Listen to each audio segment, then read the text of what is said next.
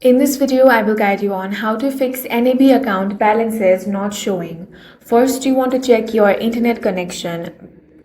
Make sure you're connected to a stable Wi-Fi or mobile data. You can try switching between Wi-Fi and mobile data and check. Next, you want to close the NAB app completely and open it again. Open the app switcher and swipe NAB app off of your screen, then reopen it and check if the issue has been resolved. Next thing you can do is log out of your account and log back in.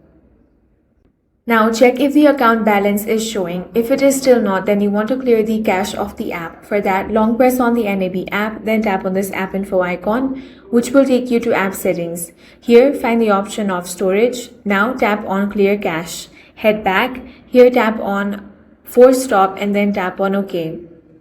Now open NAB app and check if the issue has been resolved. You also want to restart your device to clear any temporary glitches. Finally, update the app to the latest version. For that, head over to Play Store or App Store and search for NAB Mobile Banking. Now tap on the update option if that is available and make sure that you're using the latest version of the app.